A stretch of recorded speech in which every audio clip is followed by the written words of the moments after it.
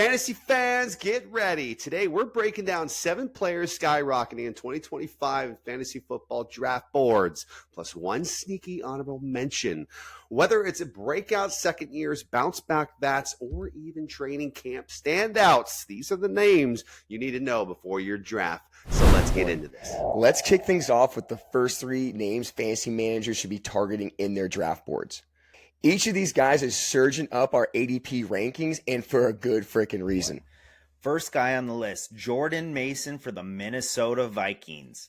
This dude is skyrocketing right now up drafts. Kevin O'Connell already came out and said Jordan Mason is going to be their goal line back. Okay, this dude is trending up. Every report in training camp, he has shined on the field.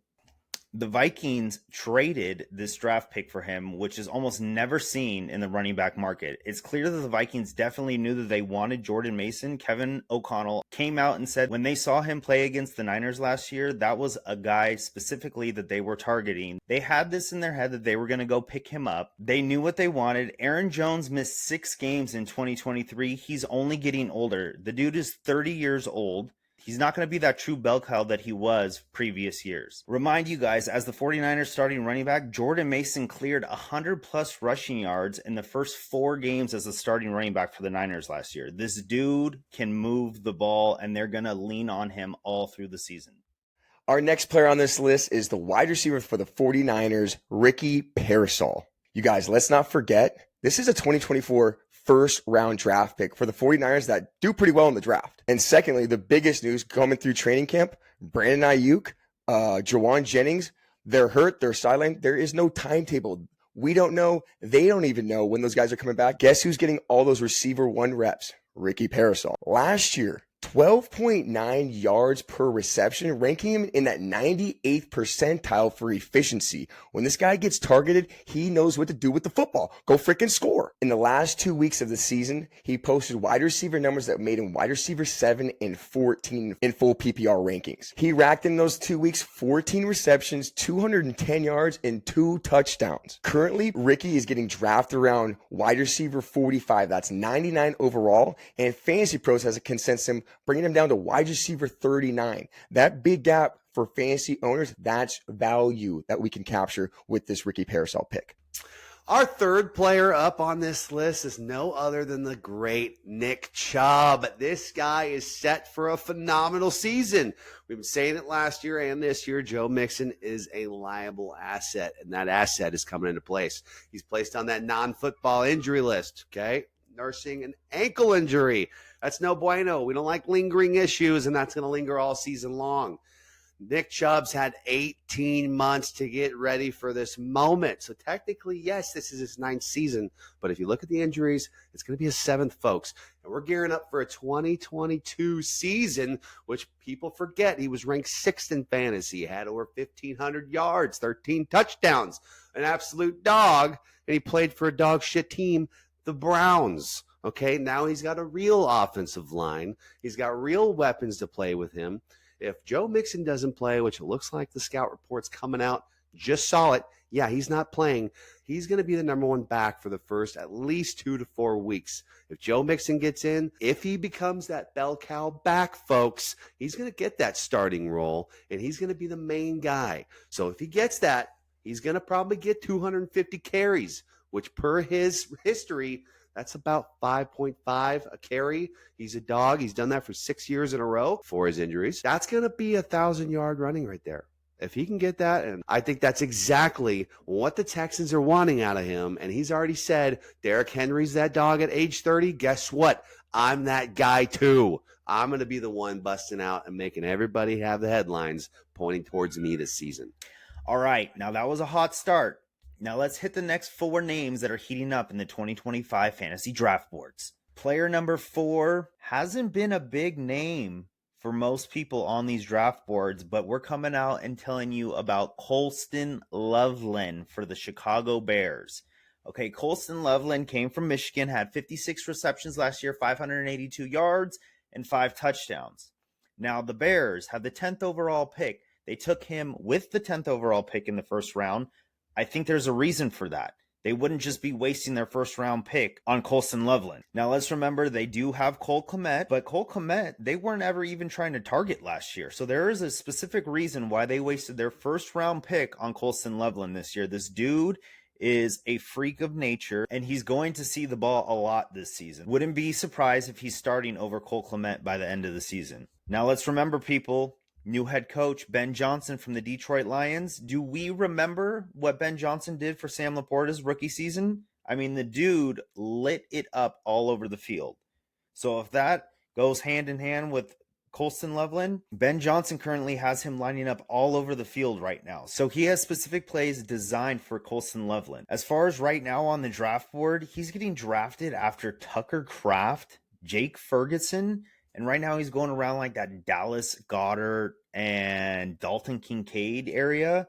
Me personally, I would be taking that pick with Colston Loveland just for the ceiling that this rookie has, because like I said before, they don't go and waste their first round pick on this tight end. Last year, Colston Loveland accounted for 35% of Michigan's total offensive yards. Now, you don't see that from a tight end, and clearly that's what Ben Johnson's seen, and that's why Ben Johnson went and got him.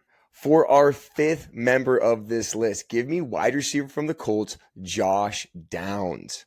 Last season, finished the year with 72 catches, 800 yards, and 5 tubbies just on 14 games, guys. In 2024, Josh Downs finished as wide receiver 28 in full PPR scoring per game. Now, the biggest question is, right, the quarterback situation. Is it Anthony Richardson? Is it Danny Dimes? I don't care who it is. Those guys have inconsistencies with throwing the ball downfield. That's not a problem for Josh Downs. He's in the slot. He might lead this team in total targets by the end of the season. Josh Downs currently is ADPs anywhere from 110 to 115. Guys that are going in front of him, Brandon Ayuk. Do I want question mark Brandon Ayuk, or I want a stable, probably the target leader for the Colts in Josh Downs a little bit later in that draft? Our sixth player on the list is the encyclopedia salesman, according to Ryan Clark, good old Hunter Renfrow, the dog. And now what we're looking at is Carolina Panthers are stacking up with Tatario McMillan, Xavier Legette, Adam Thielen, and now looks like to be Hunter Renfrow. And if I'm not mistaken, while I'm getting out of the training camp now, he's looking like 2022 Hunter Renfrow. That 1,000-yard season, and everyone thought the Raiders were like, they got their white guy. And they shit the bed with Hunter, and they let him hang. He didn't even have a serious injury, and they never let him get back into that starting role. And they gave up on him. What did the Carolina Panthers do? That's not the position here. They want Hunter back, and they see that he is that encyclopedia salesman, because a lot of people are afraid of this man, of what he could do, how he could turn, how those hips go left and right, and you can't see that coming before he's already in the back of the end zone. That's what he's gearing up for this year. He's getting a lot of targets in training camp, and not only that, he's looking to get that third spot in that depth chart. Maybe even number 2, but I guess we'll see. So look for him to be that guy you're going to get, and that's going in like the 12th, 13th, 14th round. If you have a spot open on the bench, go out and grab him. For our 7th pick on our list, we're going with Ohio State rookie Emeka Egbuka. Okay, as of right now, he's got to be the top rookie that everyone's talking about in training camp. He is routing everybody. We just saw currently he routed almost everybody in the Tennessee secondary. And let me remind you guys, Chris Godwin is still on the PUP list. So going into the season, that gives Emeka Egbuka that starting number 2 role right there behind Mike Evans. And this dude is looking to be one of Baker Mayfield's favorite targets right now. Baker has already came out and said to the media, he's an absolute stud. He's always grounded when he makes the catch, and he keeps it moving. His yak potential is off the wall this season. He's so damn smart that we can plug and play him at any 3 of the wide receiver positions.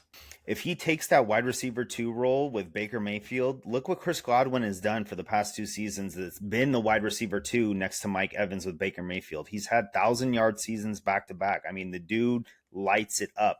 Baker loves Emeka Egbuka, and this dude is going to shine like no other.